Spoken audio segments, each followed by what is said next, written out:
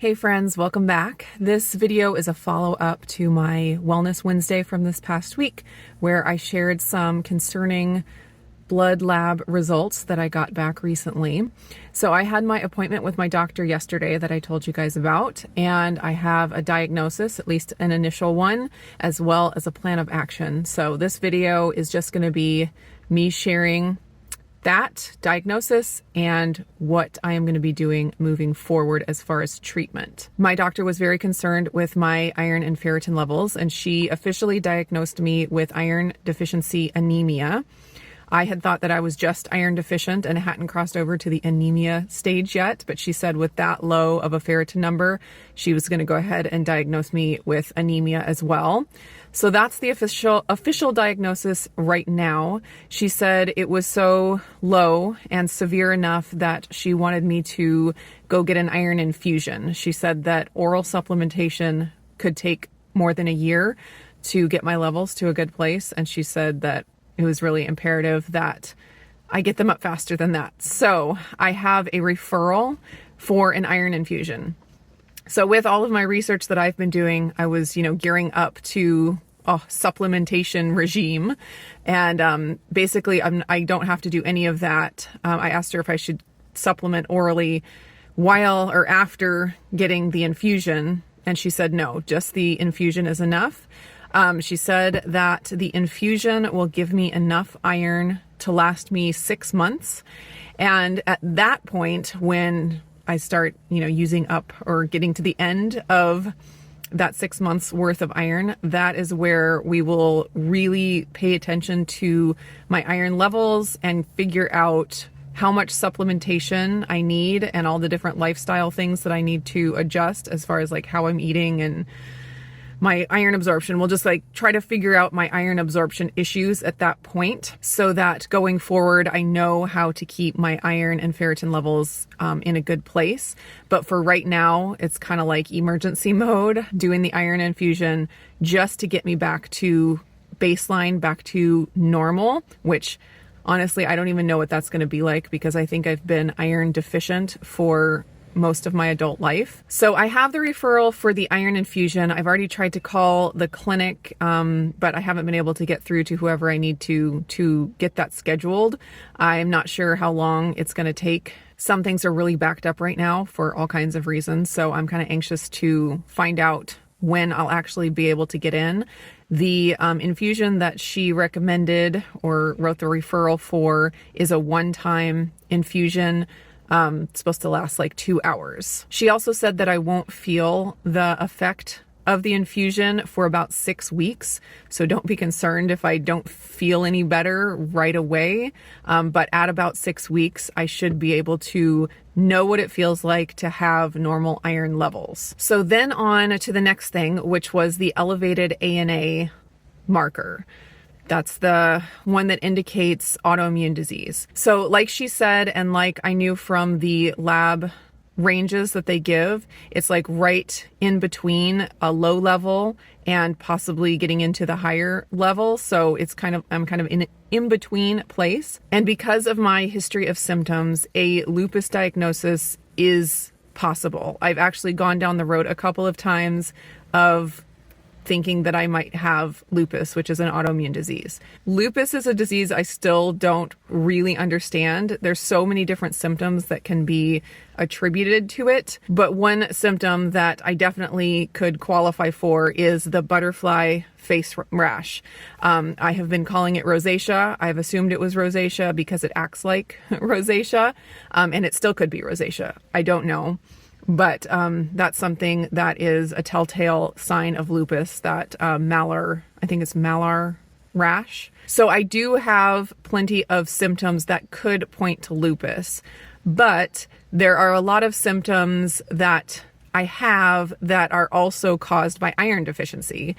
So basically the game plan right now is to focus on the iron deficiency, get that in order, find out how I feel with a regular level of iron and get a baseline from there. So after, the 6 weeks, my doctor said that I should get retested. The ANA, the ferritin, and the HSCRP should get retested in about 8 to 12 weeks. So after, the 6 weeks of seeing how I feel with the iron infusion. And at that point, if my ANA has gone down, great. If I'm still having symptoms that haven't resolved from the getting my iron levels to a good place, then we might, or if my ANA goes even higher, then we would go down the road of really diagnosing lupus and go on some kind of a treatment for that. She said that one thing lupus can do is damage kidneys.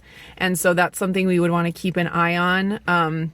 If I start having any kind of kidney damage, that would be a sign of lupus, inflaming things and causing damage.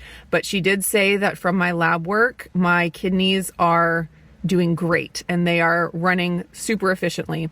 And I told her about how I started supplementing with electrolytes, specifically Relight, a year ago, and how it really was transformative for me, especially like getting up at night, going to the bathroom. That completely stopped. And she said that was fantastic. She went and looked at the Relight and just looked at the ingredients, and she's like, this is a super clean, amazing product. And she was very happy that I was taking it and said, absolutely keep taking that. So I'm super encouraged about that. No, there's nothing huge that in my lab work that would say that if I do have lupus, that it's already doing damage. I think I'm keeping my body healthy as I can, even if I do end up having this autoimmune disease. So at least that was encouraging. So really that's the game plan for now. Try to get that iron infusion scheduled, wait the 6 weeks, see how I feel with a regular iron. A little bit after that, get the test done again. And at that point, assess if we're gonna go towards treatment for lupus. And then after that, after about the 6-month mark after the infusion, really start testing regularly the ferritin and iron and seeing how I'm going to need to eat and supplement in order to keep my iron at a good level. So that's the big overview. I do want to share in another video my symptoms that I am now realizing and I'm starting to attribute to iron deficiency. I have been trying not to beat myself up, because now that I know that this has been my issue, I look at all of these things that I just kind of accepted as normal, and I'm realizing that they were so clearly pointing towards iron deficiency.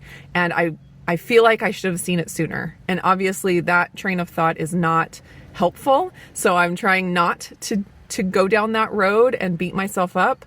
But there are so many things that are so obvious now, the symptoms that I've had, that it's so super clear that this iron deficiency has been causing me problems for a really long time. It's kind of like the frog in the pot of water, and it slowly gets warmer and it doesn't realize it's being boiled alive. That's kind of how I feel. And then all of a sudden I realize it and I'm like, oh my gosh, how did I not see all of this? And I actually think that part of the reason that this didn't click sooner is because of the diet that I've been eating. I knew that I had had issues with ferritin before. I'd had low ferritin before, not as low as it is now, but I thought that I was doing the right thing in order to have that not be a problem anymore. I thought, oh, I had lower ferritin before when I was eating a different kind of diet that was lower in protein, lower in red meat. And I just assumed that because of the changes that I was making in my diet, that my numbers would definitely be better.